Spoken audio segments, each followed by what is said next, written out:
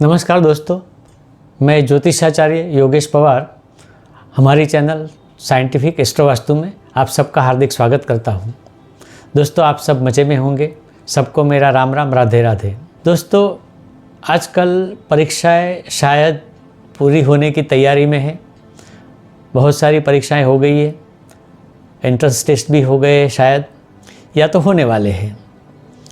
और आगे कहाँ एडमिशन लेना है, और जिन्होंने कॉलेज कंप्लीट की है, पास हो गए हैं या अपना एजुकेशन पूरा किया है, उनको भी एक प्रश्न होता है कि मैं कौन सी लाइन में जाऊँ, कौन से करियर में जाऊँ ताकि मुझे सबसे ज़्यादा सफलता मिले, आसान सफलता मिले। और अगर सफलता आसानी से मिलती है तो मेहनत भी ज़्यादा कर सकते हैं, और अगर मेहनत करते हैं तो पैसा तो आने वाला ही है, और अल्टीमेट गोल तो धन दौलत और पैसा ही है। तो आज हम देखने जा रहे हैं कि कौन सा ग्रह किन विषयों का कारक है, यानी कि कौन से ग्रह के कारण आपको कौन सी विषय या कौन सी स्टडी की लाइन में जाना चाहिए। परंतु वीडियो में आगे जाने से पहले आपको मेरी एक रिक्वेस्ट है कि अगर आपने हमारे चैनल को अभी तक सब्सक्राइब नहीं किया है तो प्लीज़ सब्सक्राइब करें, लाइक करें, ज़्यादा में ज़्यादा शेयर करें और बेल आइकन को दबाना ना भूलें।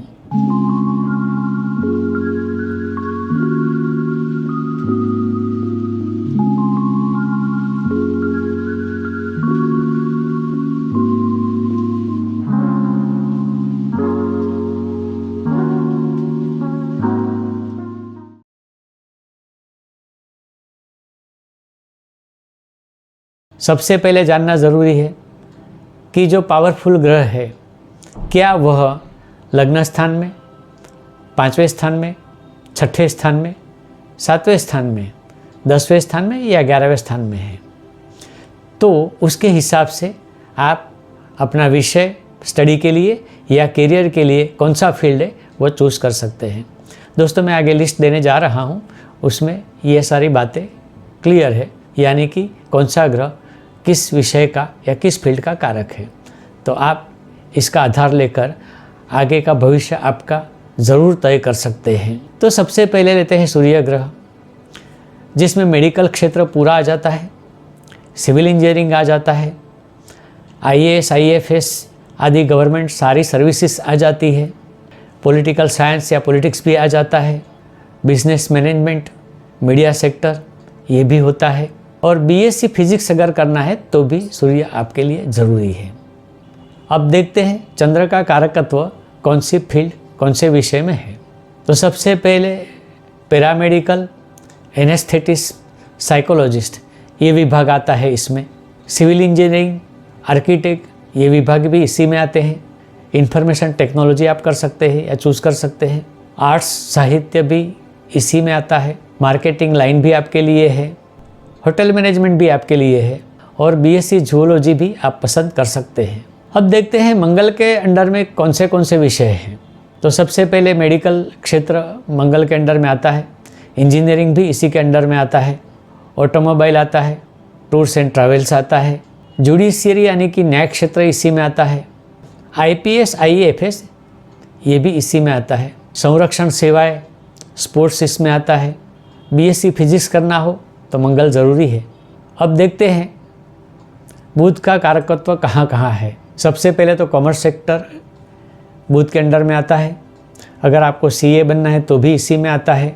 बिजनेस मैनेजमेंट, मार्केटिंग भी आप चूज़ कर सकते हैं। एजुकेशन सिस्टम भी इसी कारकत्व में आता है। अब देखते हैं अगर गुरु आपकी कुंडली में अहम पोजीशन में है तो आप कौन से विषय या कौन सी करियर सिलेक्ट कर सकते हैं। सबसे पहले आता है एजुकेशन फील्ड। एजुकेशन फील्ड में तो सारे के सारे विषय आ जाते हैं, क्योंकि हर विषय में एजुकेशन ज़रूरी होता है।